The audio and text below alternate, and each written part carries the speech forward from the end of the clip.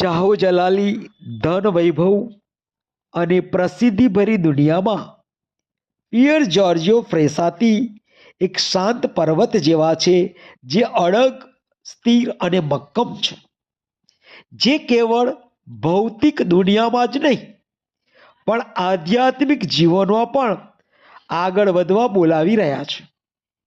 તેમનો જન્મ 6 એપ્રિલ 1901માં ઇટાલીના તુરિન શહેરમાં એક ધનિક પરિવારમાં થયો હતો. તેમના પિતા ઇટાલીના એક ખૂબ જ પ્રસિદ્ધ સમાચાર પત્ર લાસાના સંસ્થાપક અને નિર્દેશક હતા. પાછળથી તેઓએ જર્મનીના રાજદૂત તરીકે પણ કામ કર્યું. તેમની માતા એક પ્રતિભાશાળી ચિત્રકાર હતા. તેમનું ઘર આધુનિક હતું, તેમનું ભવિષ્ય સુંદર હતું, પરંતુ પોતાના શરૂઆતના વર્ષોથી જ પિયર જોર્જિયોના હૃદયમાં કંઈ અલગ જ વિચારણા ચાલી રહી હતી. જોકે તેમનું જીવન ખૂબ જ સુખ સાહેબી વાળું હતું, પરંતુ તે પોતાના કુટુંબના ધન વૈભવથી દૂર તુરિનની ગલીઓ અને માર્ગો પર દુઃખી જીવનને જીવાતા જીવનને તેમણે જોયું. તેમનું હૃદય વિશેષાધિકાર માટે નહીં પણ ગરીબો માટે હતું. એક યુવાન છોકરાના રૂપમાં તેમણે બસના પૈસા ગરીબોને આપી દેતા અને પોતે ઘરે ચાલ્યા ગયા. એક કિશોરના રૂપમાં તે વિન્સેન્ટ ધ પોલ સોસાયટીમાં જોડાયા. બીમાર, માદા અને ભૂખથી પીડાતા લોકોની સેવા કરતા, તેમને પ્રેમથી મળતા, તેમની મુલાકાત કરતા, તેમને દવાઓ અને ભોજન પહોંચાડતા. ઘણીવાર તે એ જરૂરિયાતમંદ વ્યક્તિને પોતાના બૂટ અને કોટ પણ આપી દેતા અને ઉઘાડા પગે ઘરે જતા. આમ છતાં પિયર જોર્જિયો એક ઉદાસ અને ગંભીર વ્યક્તિ ન હતા. તે એક સાહસિક રમતવીર હતા. તેમને પર્વતારોહણ, લાંબી પદયાત્રા કરવી, સ્કીઇંગ અને સ્વિમિંગ કરવાનું ખૂબ જ ગમતું. તેમજ પોતાના મિત્રો સાથે સમય પસાર કરવાનું પણ તેમને ગમતું. જ્યારે પણ તે કોઈ પર્વતની ટોચ પર જતા, ત્યારે તે આત્માથી સભર પોતાની આંખો અને આત્માને સ્વર્ગ તરફ ઉઠાવતા અને એ શબ્દ બોલતા જે પાછળથી તેમનું આદર્શ વાક્ય બની ગયું.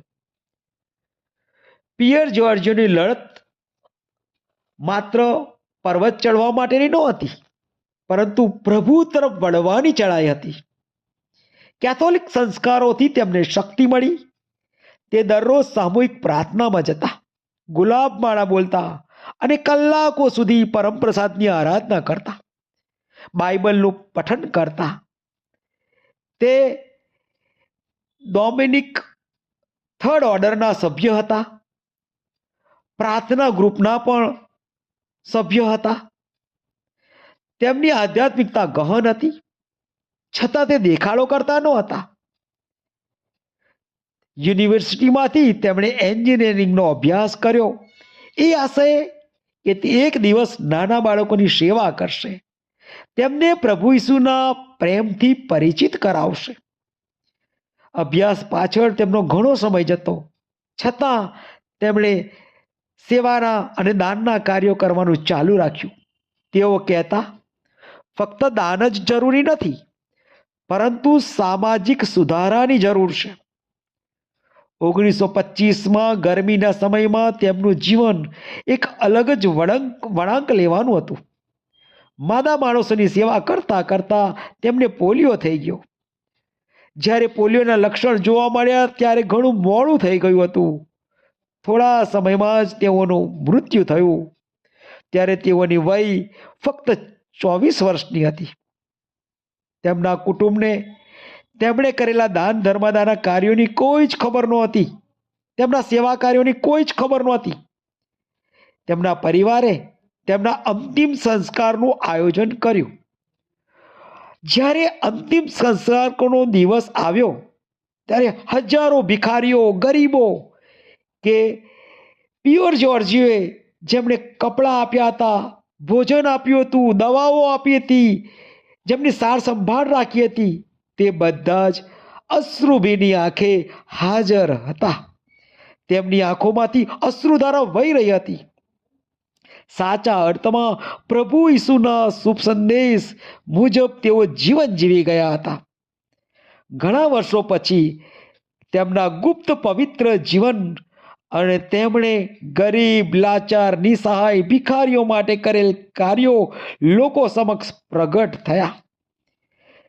1990માં પોપ જ્હોન પોલ બીજાએ તેમને ધન્ય જાહેર કર્યા. તેઓ એક અદ્વિતીય વ્યક્તિ હતા, જે ખ્રિસ્તની નમ્રતા, દયા અને પવિત્રતાનું એક જીવંત ઉદાહરણ હતા.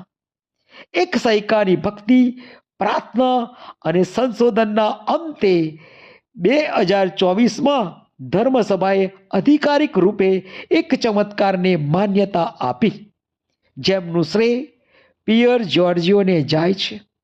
એક યુવાન નોવિશિયેટને ગંભીર જાનલેવા ઈજા થઈ હતી, જેમને સાજાપણું મળ્યું.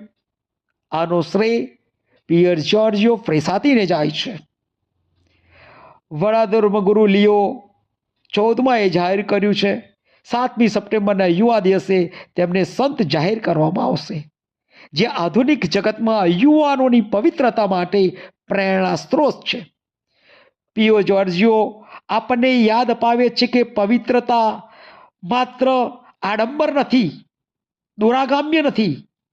પવિત્રતા મિત્રતામાં, હાસ્યમાં, ત્યાગમાં, ન્યાય માટેના સંઘર્ષમાં, સર્જનની સુંદરતામાં અને તેનાથી અધિક પ્રેમના અને સેવાના કાર્યોમાં જોવા મળે છે. તે ઈશ્વર સિવાય કોઈ જોઈ શકતું નથી. તેમનું જીવન આપણને આહ્વાન કરે છે કે સંત બનવા માટે પુરોહિત, ફાધર, સિસ્ટર કે વિદ્વાન બનવાની જરૂર નથી, પરંતુ ફક્ત પ્રેમભર્યું જીવન જીવવાનું છે અને એ ઊંચાઈઓ હાંસલ કરવાની છે જે ઊંચાઈઓ પિયો જ્યોર્જિયો ફ્રેસાતીએ હાંસલ કરી છે. પિયર જ્યોર્જિયો ફ્રેસાતીએ લખ્યું છે કે શ્રદ્ધા વગર જીવવું, કોઈના સહારા વગર, સચ્ચાઈ માટે સંઘર્ષ વગર જીવવું એ જીવન નથી, પરંતુ અસ્તિત્વ છે. તેમણે જીવનને પસંદ કર્યું. આવનારી પેઢી માટે તે એક આદર્શ છે. જય ઈસુ. આમીન.